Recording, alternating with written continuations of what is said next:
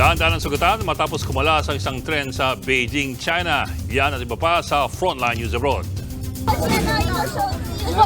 Stranded ang mga pasahero ng tren na ito sa Beijing, China. Bigla kasing kumala sa mga sinasakyan nilang bagon matapos banggain ng isa pang tren.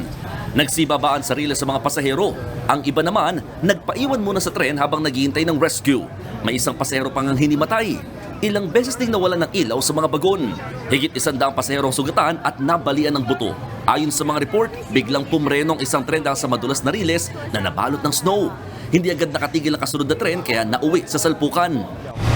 Enjoy sana sa ride ang mga sumakay sa roller coaster nito sa Universal Studios sa Osaka, Japan. Pero bigla silang lumambitin sa ere nang bigla nilang tumigil sa tuktok ang ride.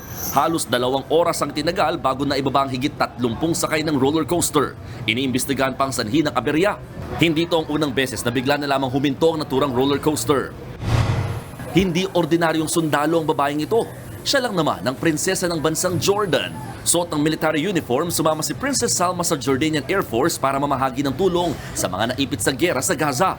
Nag-airdrop ng mga medical supplies ang kanilang eroplano sa Jordanian Field Hospital sa Gaza. Maraming beses nang namamahagi ng medical supplies ang Jordan sa Gaza kung saan patuloy ang giyera ng Israel at Hamas. Nagbabalita mula sa Frontline, Mon Gualvez, News 5. Mga kapatid, Ed Lingaw po, maging maalam at may pakialam sa mga napapanahong balita sa ating bansa. Para sa mas malalimang pagtalakay at paghimay sa mga issue at headlines, tumutok lamang at pag-subscribe sa social media pages ng News 5.